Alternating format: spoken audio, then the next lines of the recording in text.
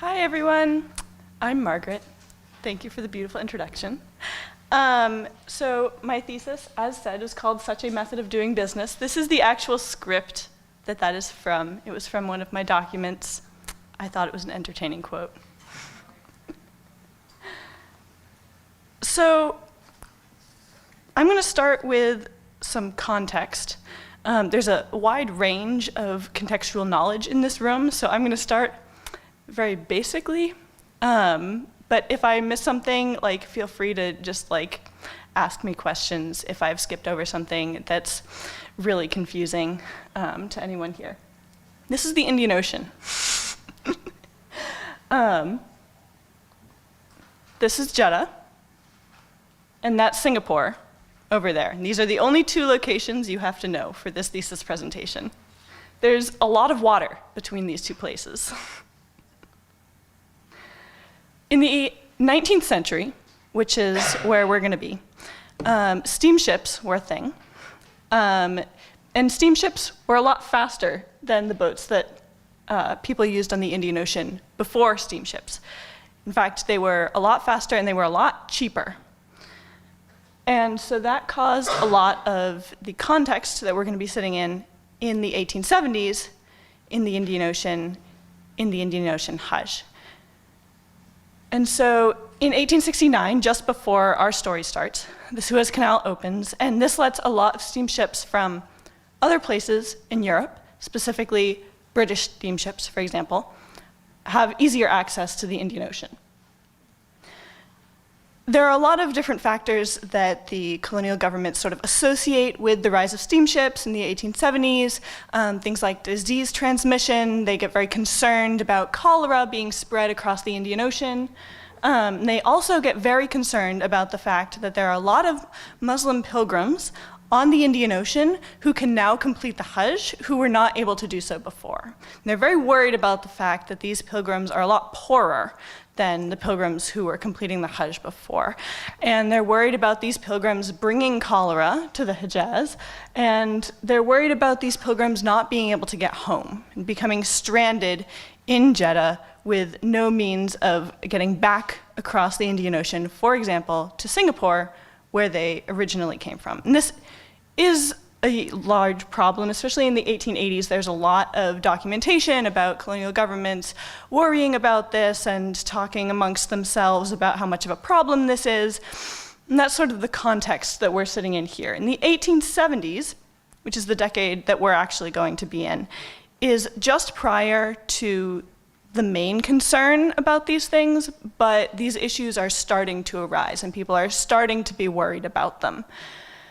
And so the rise of colonial concern is associated with the rise of colonial regulation. And so laws are cropping up trying to restrict the pilgrimage, trying to say who can move where and use what, and how many people can go on various ships and things like this. And there are passport systems trying to restrict the flow of pilgrims. And all of these things are sort of a response to these colonial fears around the Hajj, a lot of them arising in the 1870s, 1880s, 1890s, etc. So we're at the very start, sort of the transition decade, on a lot of this regulation and a lot of these colonial fears. The 1880s is where most of the scholarship on this is, because this is where most of the documentation is.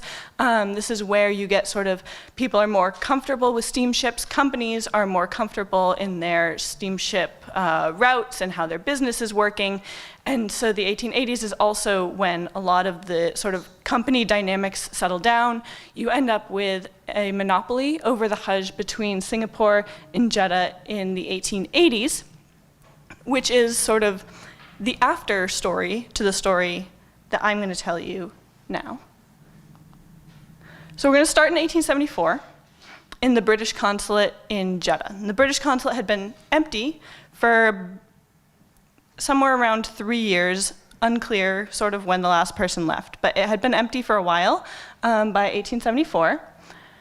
And the British India Steam Navigation Company was a company that was based on the idea of mail contracts. So they moved mail for the British government on the Indian Ocean, and the British government gave them really good rates to do this, and that let them get sort of an economic foothold in the Indian Ocean. And in 1874, the man who's pictured here, William McKinnon, said, hey, you know, I like making money. Who doesn't? And so he thought that the Hajj would be a really great place to make more money. And the Hajj, from an economic perspective, there's a lot of money involved. There's a lot of transportation, there are a lot of goods, there's a lot of different people meeting other people and selling things. So there is a lot of money involved. And he said, I sort of want a piece of that cake. And so he thought that it would be really great if one of his steamship captains, named George Bates, were to become the British consul in Jeddah, where he could sit in this consulate that had been empty. He could manage government business and sort of this new government regulation that was sort of springing up. And he could also gather pilgrims for ships that would then take them back and forth on their Hajj journeys. This way, BI would make a lot of money, the British government would have a consul, everyone would be happy. Not so much. This turned into a pretty large scandal. He was only there for 4 years. And that takes us to 1878, when the Lord of Salisbury writes this note that I found in the archives, saying, Mr. Bates's proceedings are a scandal. When will he be removed? He was removed about 2 months later. And so that's sort of the story that we start with. This is sort of the colonial narrative. And I want to turn from there to the main scandal in 1878 that triggers this comment, and that scholars have seen as the main impetus behind Bates being kicked out of the consulate, and the reason that people say that he was, scandalous. And this is the SS Medina. So the SS Medina was one of BI's ships. It had been sort of retrofitted around 1874 to carry pilgrims and to be really good at carrying pilgrims. They maximized space so that it could take a lot of native passengers and not so much the mail, which it had been previously carrying. And in 1878, this ship runs into problems with the new British regulation. And the British regulations basically say you can only carry a certain number of pilgrims for the tonnage of your ship. And the regulations just say that, they just say tonnage. And so when the ship comes into Aden with its 500 passengers, the British official in Aden says, you have way too many passengers for your tonnage. And the ship captain and BI say, no, we don't. And the problem here is that there are two different definitions of tonnage, one being gross tonnage and one being net tonnage. Gross tonnage, it's a lot larger. And so the problem sort of that you see here with the British regulation is that a lot of things could be interpreted different ways based on people's end goals and what people actually on the ground on the Indian Ocean wanted to do with specific regulations. And this made BI kind of mad. I feel like that's understandable, perhaps. And so they tell the government that they are withdrawing from Hajj traffic, and they're not going to do this anymore. And scholarship has held on to this narrative that BI was involved in the Hajj between 1874 and 1878, and then they said, no, the scandals are too much, we can't do this anymore, and they left. And that's all well and good. They pay a massive fine, they leave, conflict of interest was a problem, Bates gets kicked out of the consulate, story over. But is it really? Plot twist. So I want to sort of start this transition by redoing the context that I started my presentation with. And if we switch from a colonial focus in Jeddah to focusing on what's going on in Singapore, where the pilgrims who were on the SS Medina were actually headed, then this story starts to look a little bit different. And so the Hajj coming out of Singapore was really influenced in the 1870s by a man named Syed Muhammad bin Umar al-Saqaf. And his company started in 1872. He had a lot of contacts in Jeddah. He was moving pilgrims back and forth. And most of these were Javanese pilgrims, so they were coming out of the Dutch-controlled regions, coming to Singapore because that was the best place to get a steamship across to Jeddah. So they were what the Dutch considered Dutch citizens, coming on British ships to do the Hajj. And the way that the pilgrims from Singapore were interacting with this problem that I told you about with debt and people not being able to get back home from Jeddah was that Al-Sagaf would offer basically tickets on debt. So in Jeddah, he would hand pilgrims tickets that said they owed this much. They would come on his ships back to Singapore, and then in Singapore, they would either have relatives who would be able to pay the ticket off, or they would work on his plantations in Singapore until they had paid off this pilgrimage debt.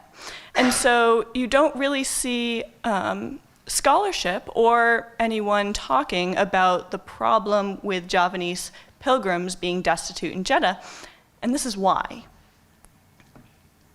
And so you see in the 1870s, when you go through the archives, you see Bates mentioning Al-Sagaf a lot. And you see him sending a lot of ships to Singapore. And you see him saying things like, oh, these ships that I charter for Al-Sagaf. And it turns out that Al-Sagaf didn't have a lot of ships when he started his business in 1872. He had maybe like 1 or 2 steamships. And Bates had a lot of steamships. He was an agent for a very large international steamship organization that had a lot of ships on the Indian Ocean and a lot of money. And so Bates got the ships, and Al-Sagaf got the pilgrims because he had the connections. And Al-Sagaf's pilgrims went on Bates's ships, and they traveled back and forth, and everyone made money, and everyone was happy because everyone was making money. And this story sort of sneaks through the archive. It's not immediately obvious, it's sort of hidden. So in that story of the SS Medina that I started with, this is the story as I told it is what's presented. But then you see, for example, a note from the Dutch consul to the British consul saying, I don't like the fact that this steamship was chartered for Al-Sagaf and that it was full of Al-Sagaf's pilgrims. And you say, wait, hold up. That wasn't part of this story. No one said, actually, that this steamship was going to Singapore. No one said that it was full of pilgrims who had been sort of collected by this local merchant who, were part of this relationship between a local merchant and a European merchant. And no one is saying that. Everyone's saying, oh, this is a story about Bates and how he screwed up because he had multiple interests going on and he was trying to play regulation off of his steamship company. But then you get this note. And you say, hold up. This is a story about a relationship. And it's a relationship between Al-Sagaf and Bates. And both of them had things that the other didn't have. And that made this business in the 1870s work really well. And so I then want to turn to the main place where Al-Sagaf actually comes through in the consulate records, which were what I was looking at for my thesis. And that is in the squabbles between the British and the Dutch consulates. And this man named P.N. van der Chijs, I've been calling him van der Chijs because I thought that was a Y in the handwriting for my entire time, and I can't change now. So in these squabbles between the British and the Dutch consulates, you see letters actually from Al-Sagaf forwarded to the British consulate that the British consulate is then sending directly up. So Bates is taking these letters from Al-Sagaf, signed by Al-Sagaf, and sending them up to the chain of command. And these letters are things to the effect of, the Dutch consulate is really corrupt. They're trying to make me bribe them. They're trying to make me give them money for things because I'm dealing with Dutch citizens and Javanese pilgrims, and the Dutch are really terrible people. Won't the British government help me? And these letters are getting sent from Al-Sagaf up from Bates through his chain of command in the British government. And so through this, you see Al-Sagoff trying to play these governments off of each other, because the Dutch are trying to gain power over him, trying to request money from him that he doesn't want to give, trying to control these Javanese pilgrims that Al-Sagoff is trying to make money off of. And so Al-Sagoff's response is to try to use his relationship with Bates, his relationship with the British consulate, to sort of gain power at the intersection between these two colonial governments in Jeddah. And so that sort of plot twist really changes this original narrative that we started with. And if you ask, well, okay, what actually happened in 1878? You can see that Al-Sagoff is gaining power through the 1870s. In 1878, Bates is also gaining power in the Hajj business because of his relationship with Al-Sagoff. And in 1878, the impetus to leave the consulate is largely from BI.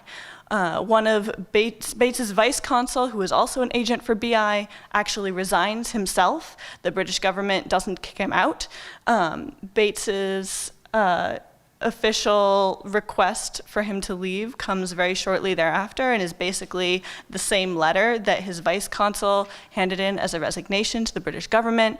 And then you see Bates really increasing his involvement in the Hajj after 1878, after he leaves the consulate, after he no longer has British officials with so much information about what's going on, or after the British government no longer cares quite so much about what he's doing with regulation. And you sort of get the sense that it's highly beneficial for Bates's pilgrimage endeavors and for his Hajj business to leave the consulate, and that this is due to the power of Al-Sagoff and the power of these local networks on the Indian Ocean.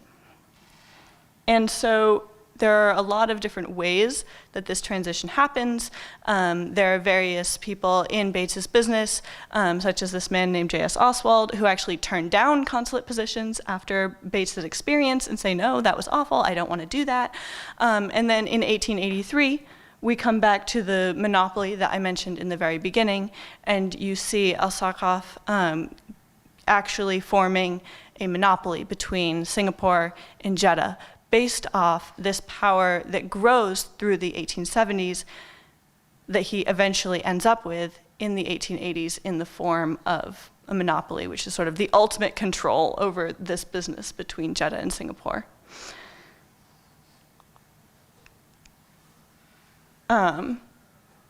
So that's my story. Most of this comes from the British consulate records. I did look at a lot of documents from the British India Steam Navigation Company and their correspondence between their offices in London and their managing agent in Calcutta, who was very concerned about the pilgrimage and what was going on.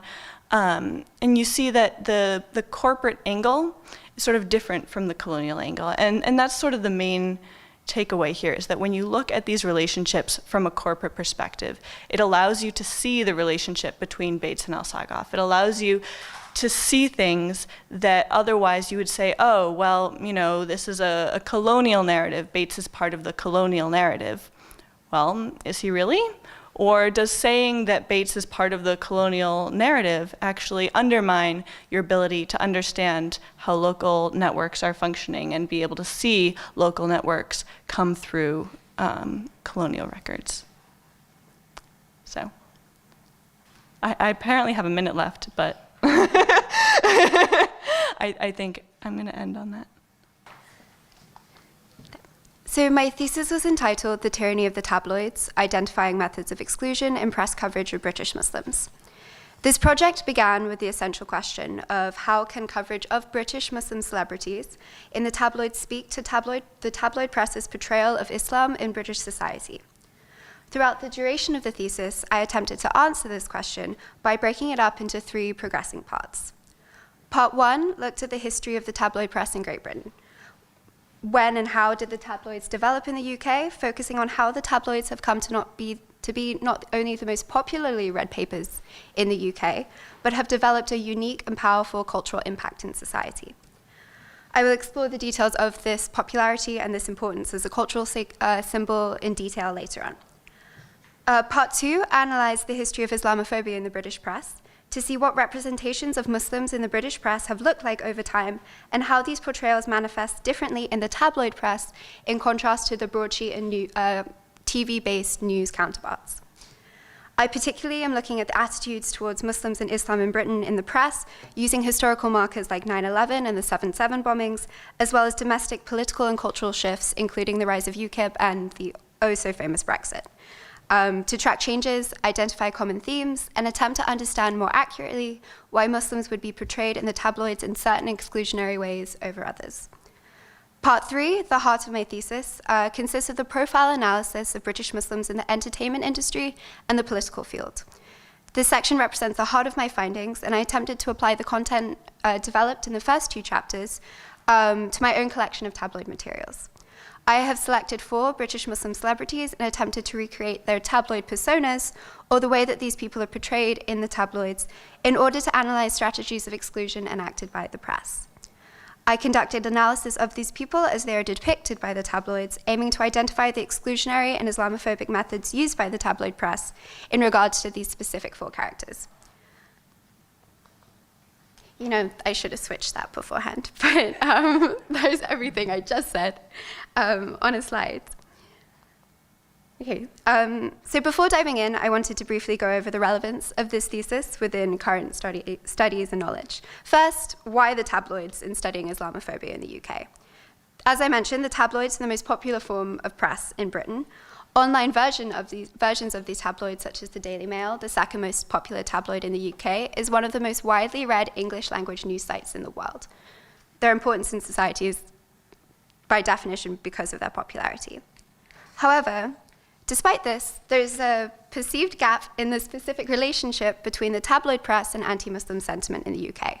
While anyone can tell you that the tabloids are sensationalist and often just outright Islamophobic, there's little work done on the strategies of exclusion in regards to British Muslims and what these methods showcase about the tabloids' place in Britain today. In short, how do you make sense some sort of nuanced argument surrounding these bold, sensationalist, and often just absurd papers?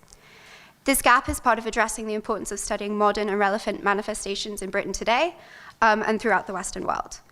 Other interesting components of this project for me personally involved studying the role of celebrity culture in Britain and, of course, the ever-important role of media in our lives. Now, I'm sure everyone has seen at some point really the horrendous covers that the tabloids have produced, but for those who need a reminder or unfamiliar with the British tabloid press, here are just some examples that are considered very much normal covers.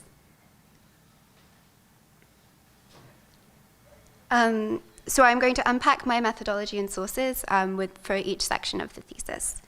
The first portion, the tabloids, attempts to identify a framework through which to study the tabloid press. By finding a compelling argument for the cultural function of the tabloids, i.e. picking the foundation through which I can apply my profile analysis through. I drew from several concepts and authors, but for the sake of time, I want to focus on the collection of one work. Martin Comboy is one of the few to study the tabloids as a separate media entity within the general press. His work, Tabloid Britain, argues for the idea that the tabloids represent an idealized projection of working-class white Britain. This projection of identity stems from their history. The tabloids originated as the first set of newspapers to cater to a working class, i.e. ordinary, as in not the business or elite at the time, British person. The tabloids, however, are obviously a tangible good. Their success depends on their ability to retain a market. This success and this continued readership depends on the ability to assert some sort of authority over this working class identity, to appeal and connect to this group, to make people want to keep coming back and buying papers. This leads to the sensationalism we associate with the papers, but also the hyper-projection of these norms. If you're looking for a paper to read on your commute, or when you're just looking for something fun to read, you're not looking for something to challenge you. The argument goes, you're looking to be entertained and affiliated with things that you would want to read, what you associate with, the reiteration of your own beliefs and interests. So when I say norms or interests, what do I mean? The core of the tabloids is the idea that they're entertaining.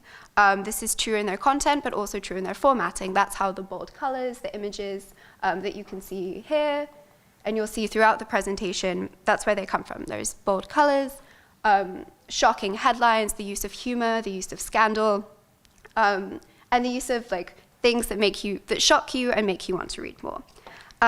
Beyond that, though, within the idea of entertainment, there's a heavy focus on the coverage of entertainment news in terms of TV, music, as well as sports, particularly the most popular sport in Britain, football. In addition to that, when politics are discussed, as they often are, they're not covered in terms of broad topics or themes. It's very individualized.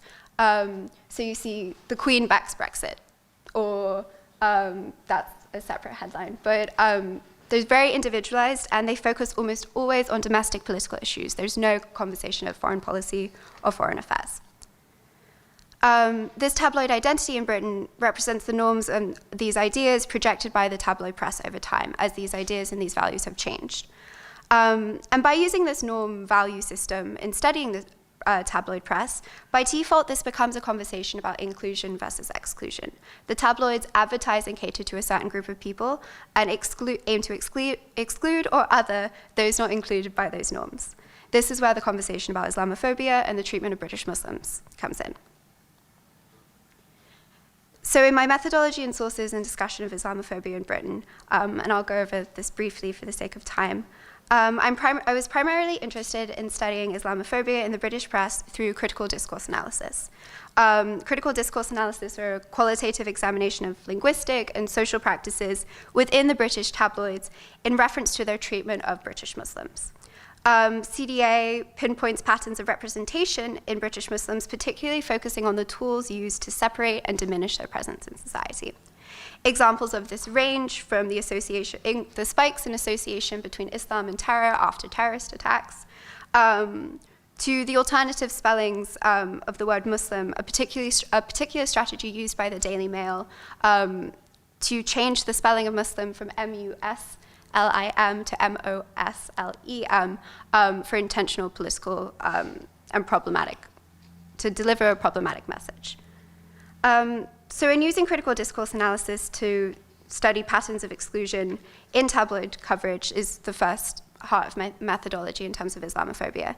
The second component of my findings, less discussed by Baker's book, Paul Baker's work on discourse analysis and media attitudes, is the idea of using critical discourse analysis to trace the exceptionalization of Muslims.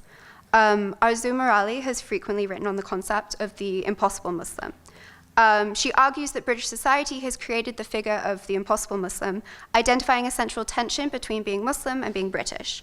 Morali argues that the current climate in Britain has prompted a perceived dichotomy between valuing a Muslim civil society and achieving acceptance in mainstream culture.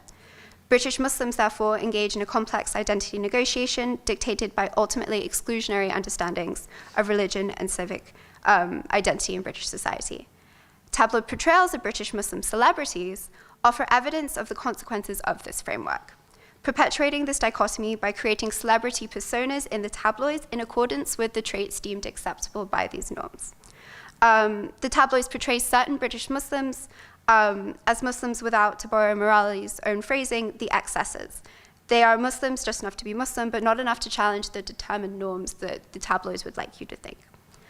This strategy, as well as the importance of the foundational characteristics of the tabloid press in Britain, allow the tabloids to portray certain Muslims positively while enacting a powerful tool of societal exclusion.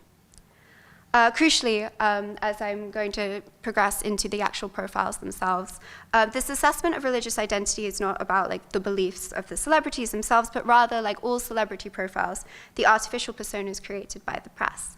These personas can simultaneously disseminate positive depictions of individual Muslims while using their identities to create idealized profiles that ultimately reproduce Islamophobic messages in British society. I found this quote interesting from Baker's book that I mentioned earlier. The concept of the celebrity as a lens of study has been touched on briefly in several of these works. And Baker discusses the celebrity to the tabloids as a contemporary prism, through which the standards of Britain are paraded and judged. These celebrities are individualized projections of the norms of the tabloids, and so in looking at British Muslim celebrities, I look at how these individuals are treated in regard to the exclusionary and exceptionalizing strategies that I've read about through my other work. Additionally, the presence of numerous and prominent British Muslim celebrities in British society is a relatively recent concept, particularly as I will discuss a politician.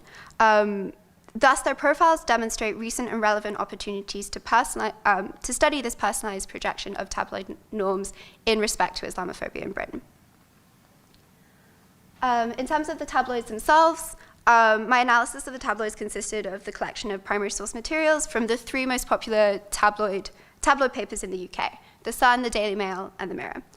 The collection of tabloid articles was based on keyword searches and attempting to identify patterns of coverage from June 2018 to February 2019, so an 8-month collection period. Okay, and now, so for the sake of time, I'm only going to talk about two people. And I don't know how many times you can hear me say British tabloids or whatever, so I'm just going to start with the profile of Riz Ahmed.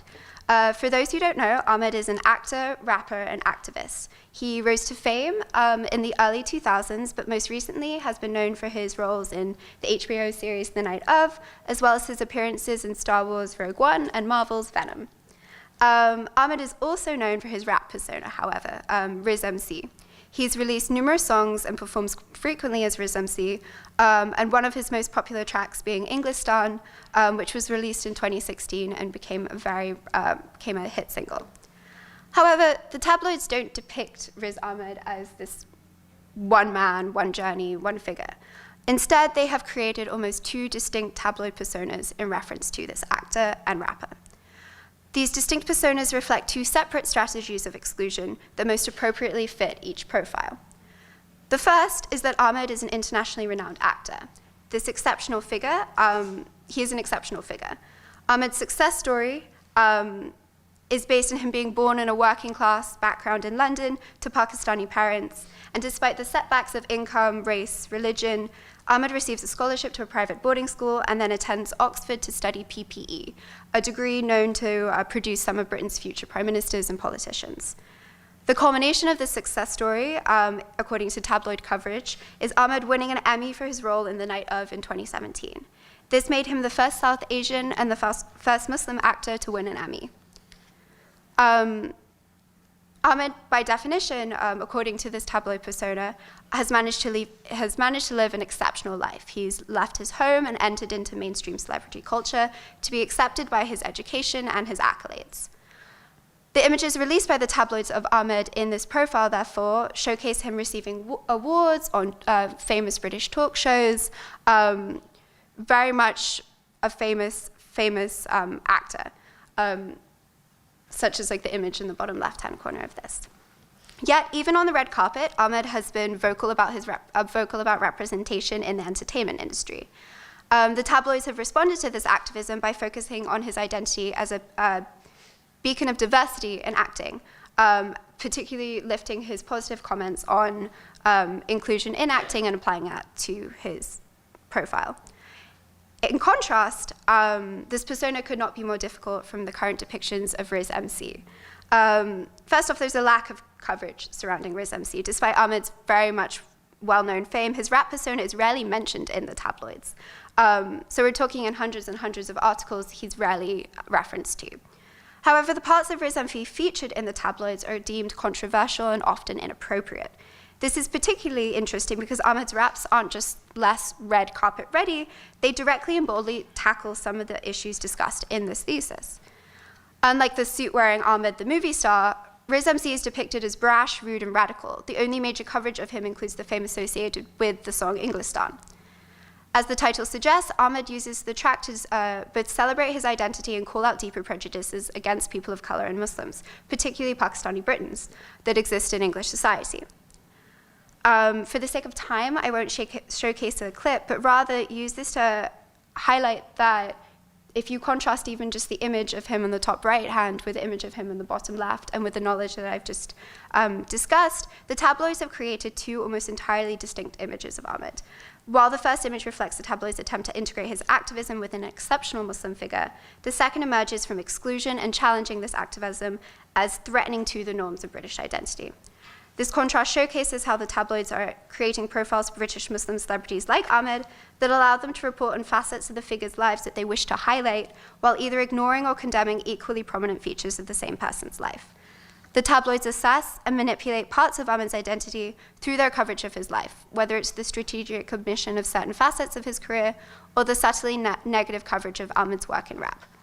This persona demonstrates both the strategies that I've studied and read about and have been explained in terms of Islamophobic attitudes towards British Muslims, but also adds a complexity to their manifestations through the dissection of individual figures and the more complex adaptation to prominent figures in British society. I don't know how much time I have left, so I could touch on the next figure. Okay, so the next person.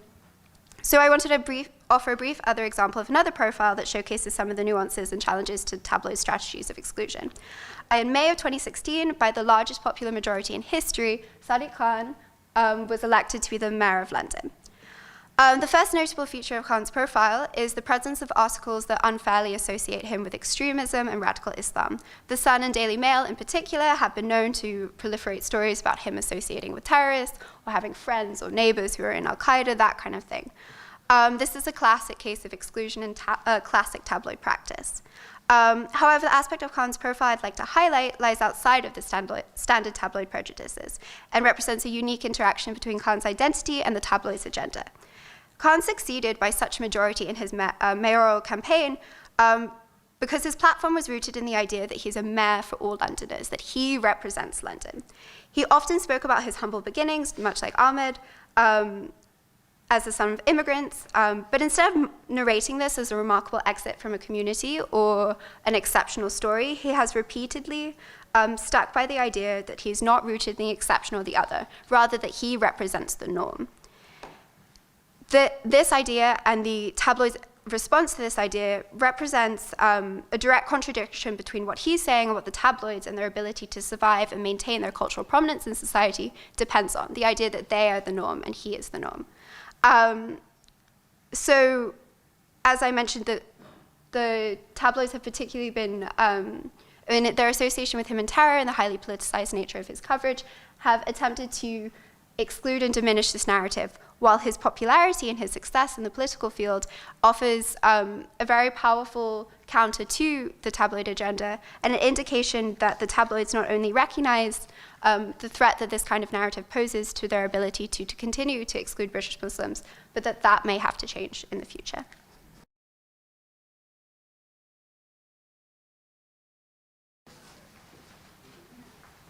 Hey everyone, so because I will be talking a lot about torture and murder and rape, I baked banana bread to make it go a little smoother. So if you want to pass it around, I just find it's easier to handle more difficult topics when with something sweet. Before I start, I just wanted to start out with a few thank yous.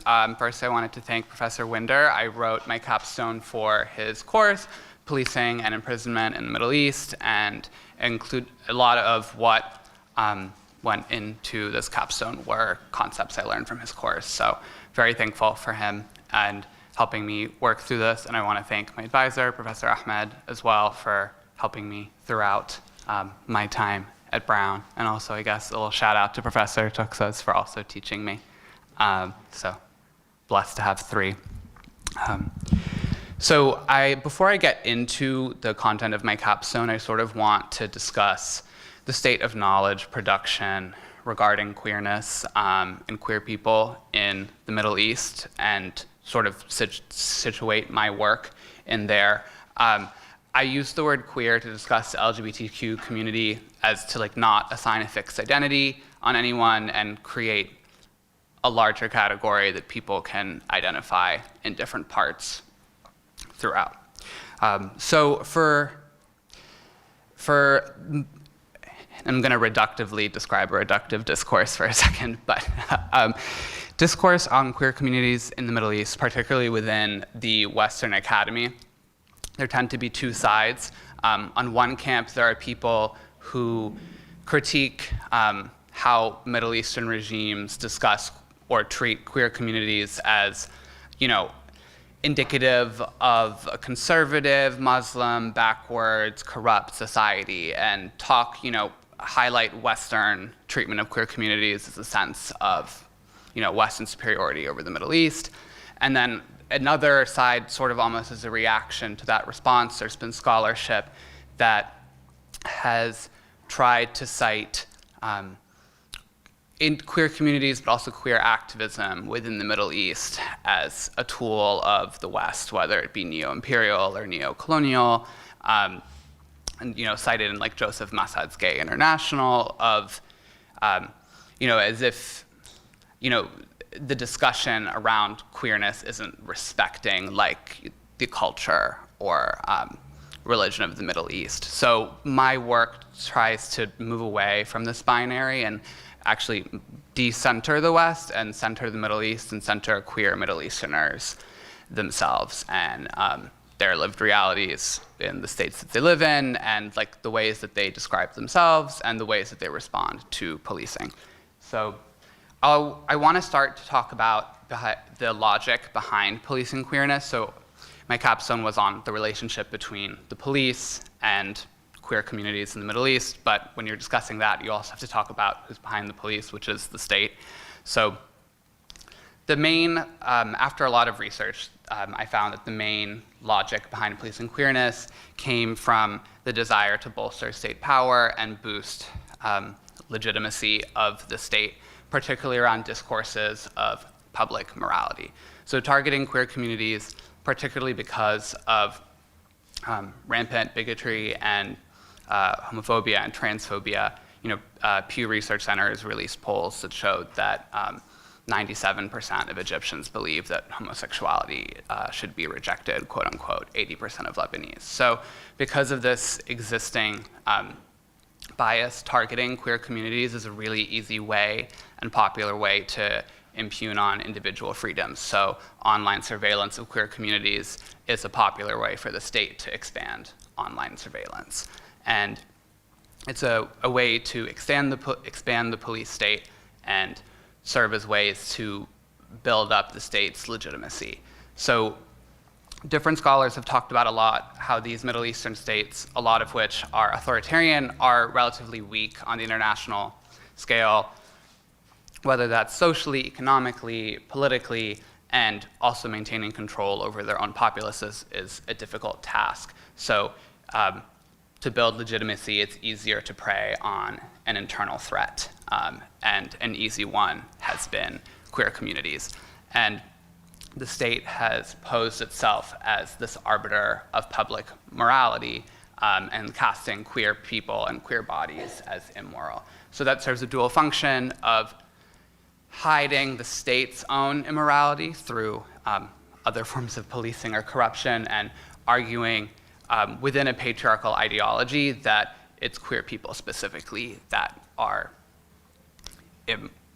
acting immorally. And that's because queer people are challenging this social order of patriarchy of a dominant man, a family structure. So the effeminization of men or the inherent equality present in queer relationships serves as this threat and it becomes a useful tool. So moving on, my capstone discusses methods and tactics for policing queerness. There's a whole variety of things. They range from arresting activists and shutting down pride parades to torture, assault and imprisonment, death penalty, murder, anal probes.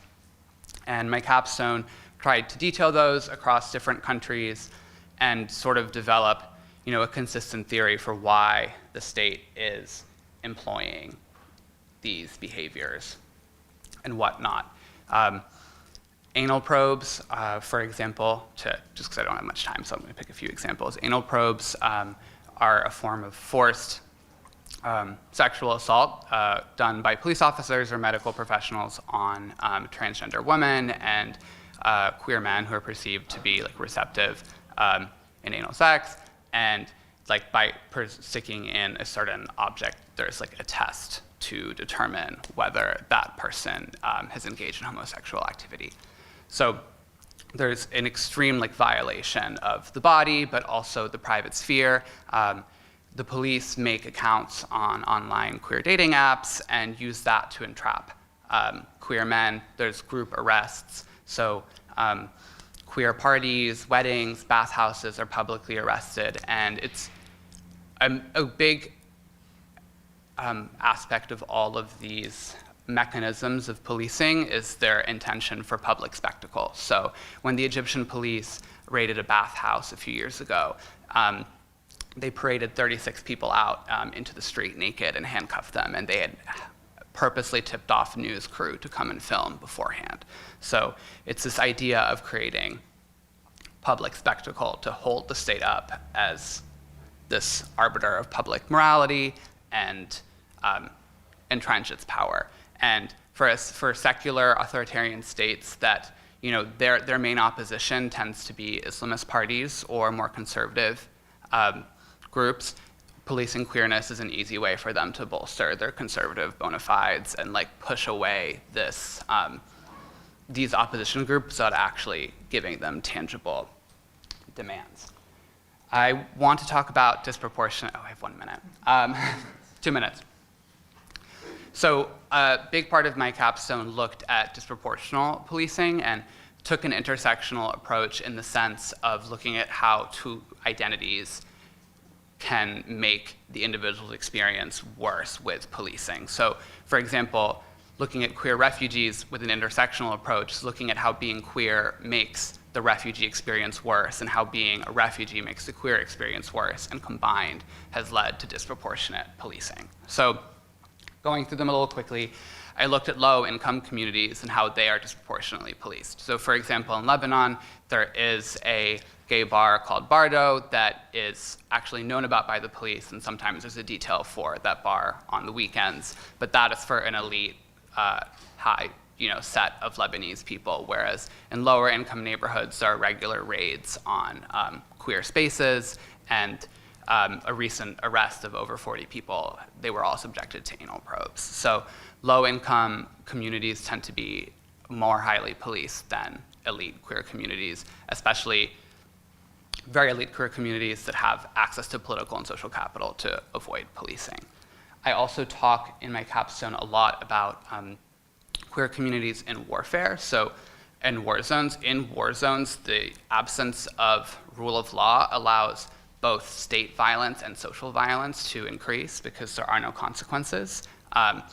So we find that, for example, in Syria, both Assad's prisons and ISIS are some of the most violent, brutal form of policing of queer bodies anywhere in the Middle East and the world. And queer people, even within prisons, are often treated the worst. They're forced to have sex with one another, beaten with rods, hung on barrels. I won't get into it, but it's really a bleak form of policing. And the final aspect of my paper that hopefully someone can ask me in the questions, because my time is up, was talking about disproportionate policing within queer bodies because of patriarchal roles and history. So for example, the focus on effeminate men and men who are perceived as being receptive in anal sex, and how that engenders a climate where ISIS members can keep male sex slaves and not be considered queer, but a trans woman would be considered queer by ISIS and pushed off a building. Or when a police officer assaults a gay man in prison, that is not considered queer behavior, but being assaulted renders that subject queer. So I talked a lot about theories of queerness leading to disproportionate policing.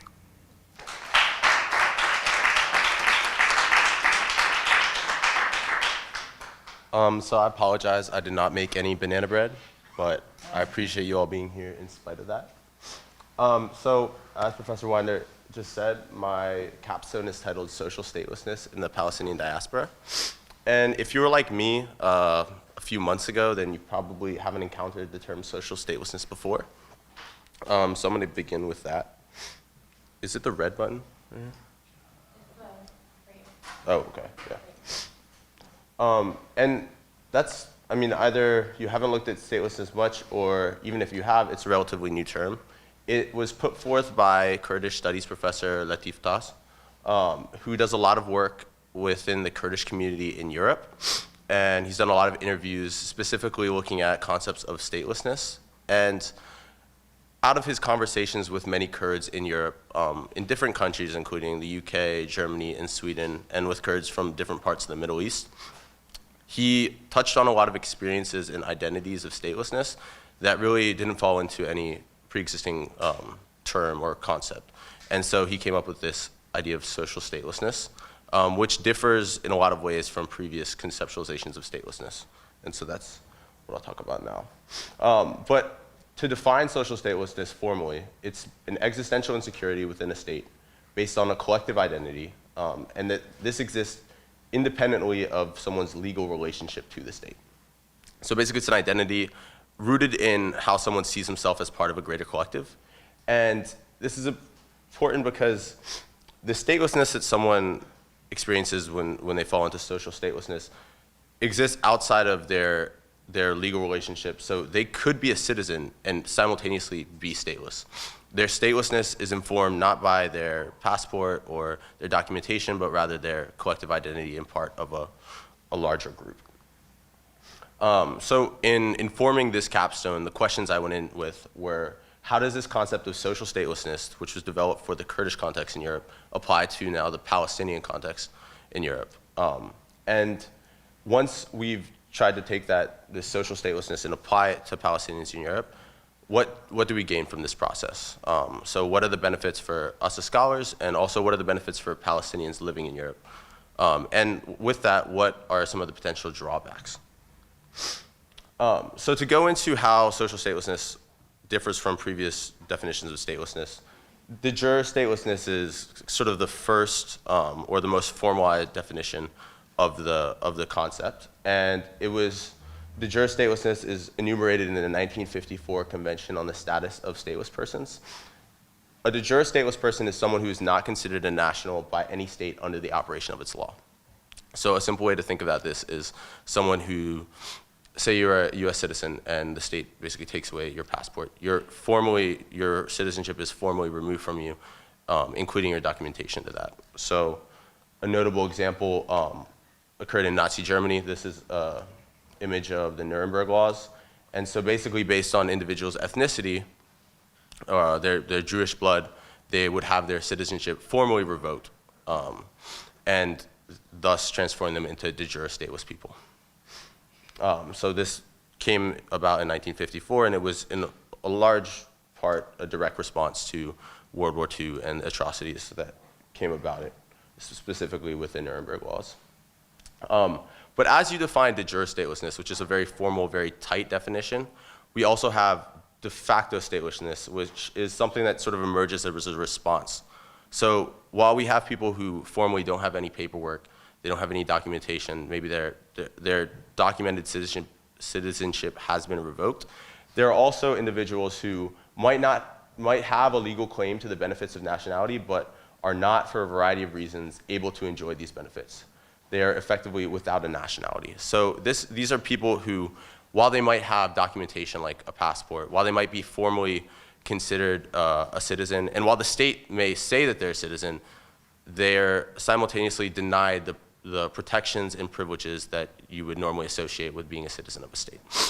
So they might have their passport, but when they go to vote, they're not allowed to vote, things like that.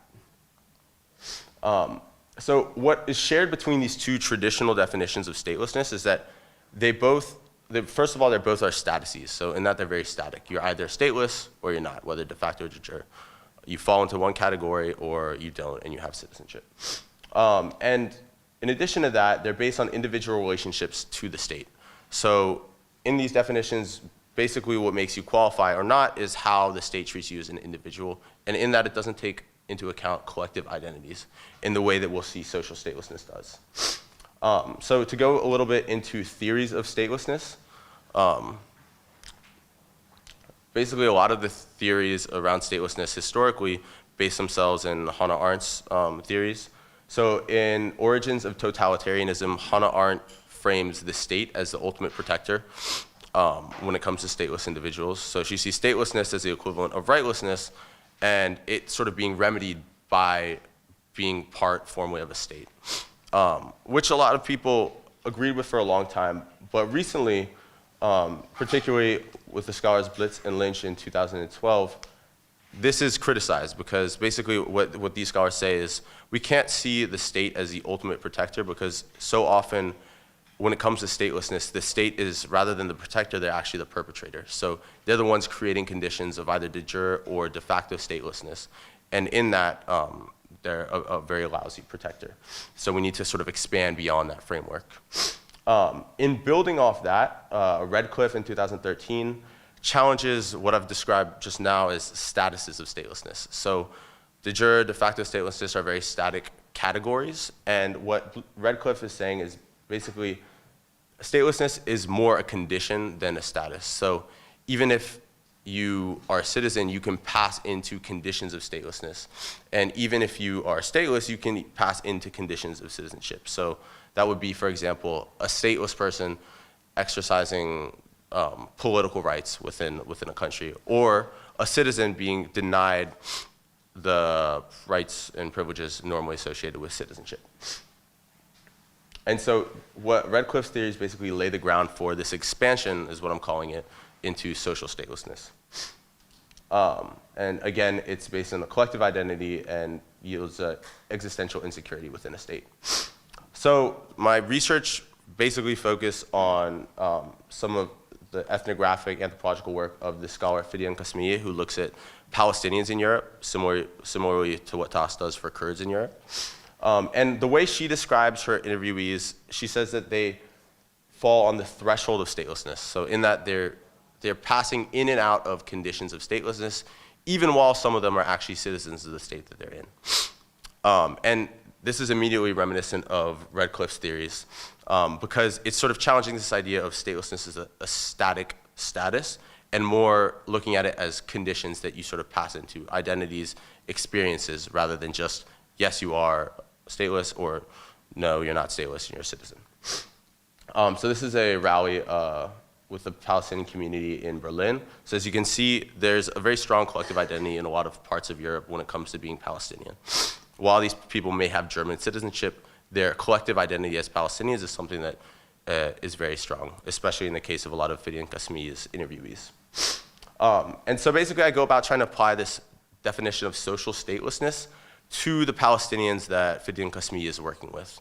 And I previously said that she describes them as on the threshold of statelessness. What I find is that this actually embodies basically what Tas put forth in his concept of social statelessness.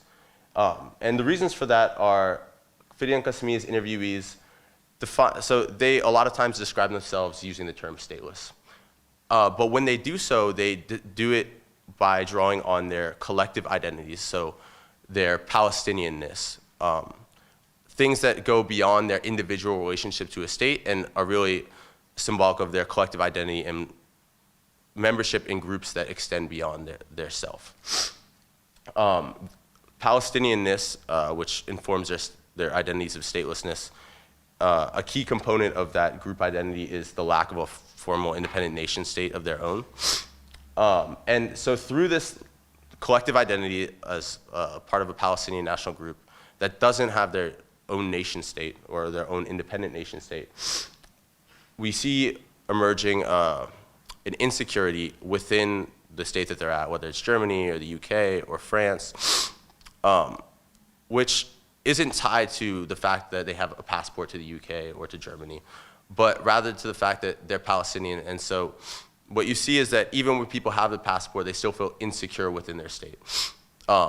So we'll talk about like some of the risks, but some reasons they might feel insecure is because they're at risk of denaturalization, or they'll never be actually included within the state even if they have this formal documentation.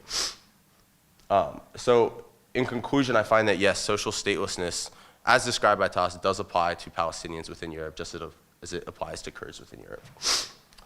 So just to go very briefly into the pitfalls, we'll skip over that in the interest of time. One thing that is important to know, there is some resistance within the communities in question when the term statelessness is placed on them. So while some people identify as stateless, other people don't affiliate with the term, and that's something important and legitimate to recognize, but at the same time, some people do.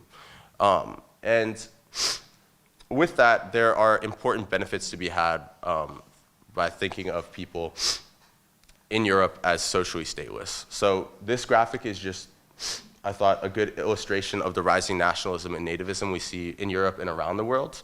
And so with this, you see that this existential insecurity faced by people who describe themselves as stateless and fall into social statelessness is actually very legitimate. So it may seem ridiculous, the idea that as a US citizen, as a UK citizen, as a German citizen, you might have your citizenship revoked. But denaturalization is something, as we saw with the Nuremberg Laws, that's existed for a very long time. And in this rising political climate, it's an actual legitimate risk that could happen. So the fact that these people feel insecure even when they have citizenship is understandable. In addition to that, within the Palestinian context in particular, I think one of the greatest advantages of social statelessness is the fact that we see with Palestinian refugees a lot of times they're deliberately kept de jure stateless, so deliberately not given citizenship to the states they're in, be it Jordan or Lebanon or Kuwait, as a way to sort of maintain the possibility of this idea of return. And at the core of this is this binary between statuses of citizenship and statelessness. So only when someone is formally stateless, when they have no citizenship at all, are they able to sort of exercise this idea of going back to the Palestinian state. If we think about social statelessness and engage with this concept, we can see Palestinians who basically simultaneously have a citizenship and enjoy certain rights and privileges within it, while also thinking about their experiences as people without a nation state of their own and sort of laying the groundwork for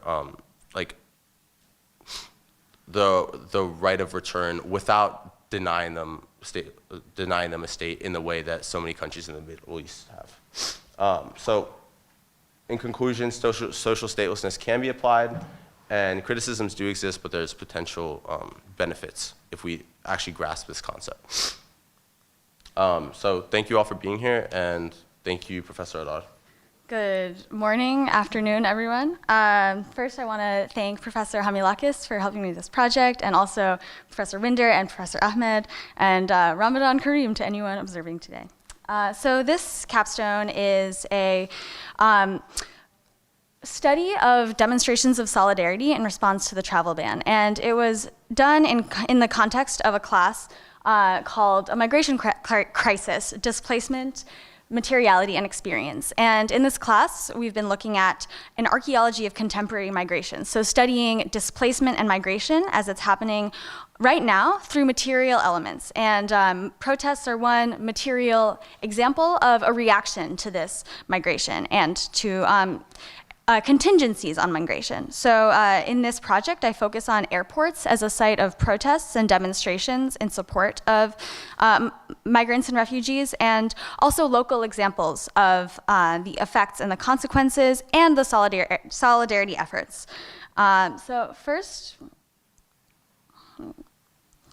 we have a brief timeline of Executive Order 13769.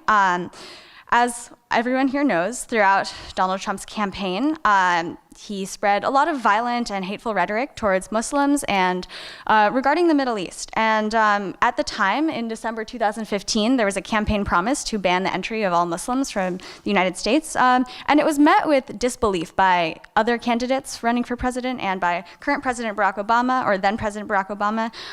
Yet in January 2017, it manifested as the executive order listed here, which resulted in travelers being prevented from entering the United States, detained at airports around the country. And this ban was officially called Protecting the Nation from Foreign Terrorist Entry into the United States, which is a very ridiculous title. I won't be saying it again, and instead we will be referring to it as simply the travel ban, which some of the restrictions in this ban included lowering the number of refugees to be admitted into the country to 50,000 in 2017, which is a lot lower than it was before, suspending the U.S. refugee admissions program, suspending the entry of Syrian refugees, and limiting the entry of people from Iran, Iraq, Libya, Somalia, Sudan, Syria, and Yemen. And these are all Muslim-majority countries, mostly in the Middle East, with the exception of Sudan and Somalia, although they are both in the Arab League, so they're close by. And in this project, I emphasize local responses in Rhode Island and also demonstrations and protests across the country immediately after this ban. And I looked at media stories and so how does this project relate to the Middle East? Well, first of all, I focus on perceptions of the region, the Middle East, in the United States, since that's the context during which this ban happened and is still, with consequences that are still happening today. I also talk about a little bit the conflation of religion and nationality, which is something I discussed in the paper. Perhaps we can talk about it more in the Q&A. And the construction of the term the Middle East, as many of us in this room are familiar, is a whole other research question in itself. I want to avoid the conflation of religion and nationality, but also analyze how it manifests and the consequences of this conflation, and again, the construction of the term and the perception of the region from this perspective. So this map is something that I have here to show the scope of the protests at airports. Now, there were protests across the country in front of state houses, for example, the State House here in Rhode Island, but this map shows protests exclusively at airports. And what I found pretty remarkable while making this map was how widely spread these protests were at airports. So you can see in Milwaukee and Salt Lake City, in El Paso, like cities really across the country during a 2 to 3 week period. So this was immediately after the executive order was issued, and within a very short time span. These are some images of demonstrations at JFK International Airport in Queens, where 12 refugees were detained at the airport who had completed asylum claims and all the paperwork associated with that, and were still not permitted to enter. They were held in detention. As a result, 2,000 protesters attended the protest. This left-hand photo says "No Borders." There's a large sign at the parking area of the airport. This is a photo of Chicago O'Hare International Airport, where 13 people were detained, and it was reported that people were chanting phrases along the lines of "no hate, no fear, refugees are welcome here," or "Muslims are welcome here," and this shows that it was a direct response to the hateful rhetoric and to this ban. And something that I want to highlight, and this is almost a question rather than a comment, is that this demonstration, it's a little blurry here, but you can see there are many, many people. A lot of people showed up during these first 2 or 3 weeks of the administration, but they were very temporary and short-lived. So something that I sort of invite the audience to think about is, what are the implications of this temporary shows of solidarity, and what are implications for the future? Now, for the theoretical framework for this project, as I mentioned, this was studied in the context of an archaeology of contemporary migration. So how are we studying migration as it's happening now? And this is really recent history that we're discussing, so it's an ongoing process. I also talk about the state of exception and the power of the state to exclude. And the airport and the travel ban is a very extreme example of this exclusion, but it's not the first time this happened. This is not a particularly new phenomenon. Travel bans and limiting of who enters this country have been is part of the fabric of the country in a way. And the deportation is an example of the production of the other, which is another concept. The last theory that I want to mention is the idea of a reception crisis, which reframes the often used term refugee crisis, away from putting the burden on the refugee and towards the country that's failing to receive, or in this case, unwilling to receive. And that's a key distinction. Not only is the US not receiving refugees, but it's choosing not to, or doing so in a very limited and small scale. So talking about the airport here, Marc Auger coined the term non-place, which refers to a site of transience where humans remain anonymous. And this designation is subjective and depends on the context, but the airport is one example. And I argue that the protests and the demonstrations turn the airport from a non-place into a site of solidarity where identity actually does matter, and where legal assistance was offered. So lawyers you saw were huddled in airports. I don't know if people were at these protests. I'm sure many of you were in the audience. You could see lawyers on their laptops like working to protect these people who are detained. And yet, despite these demonstrations, the airport was still a barrier and still a site where people were excluded and people were prevented from entering with tangible impacts. And to ground this more like theoretical analysis and the media analysis of the protests, I interviewed two people at local organizations that work in refugee resettlement. So first was Sarah Antaya from DIRI, Dorcas International Institute of Rhode Island, and Dr. Umar Akbar from AHOPE, which stands for Americans Helping Others Prosper, which I think is a really great title. And yeah, so these interviews just serve the purpose of grounding the previous stuff that I mentioned. And I have two anecdotes that I want to share. So from this first interview, during the travel ban, AHOPE was expecting a young man from one of the countries on the list, not specified, to arrive, and they had an apartment set up. Everything was, the paperwork was in order, and yet he simply didn't arrive, and they don't know what happened to him. And this is a tangible impact of the ban from a first-person perspective. And yet, juxtaposed with that exclusion and that like distressing narrative, Dr. Akbar said, people in Rhode Island are very welcoming. It's really refreshing and reassuring, and they've been open, generous, and welcoming. And I wanted to point that out because the local community reaction stands in contrast to the federal policies. And second, in this interview with DIRI, the person I spoke to said that Dorcas used to resettle Syrian and Somali refugees, but since then, first of all, they've been resettling many fewer refugees in general, but also no more people from Syria and Somalia, including family members. So people, were expecting family members to arrive or waiting on them to complete the paperwork, and yet they didn't.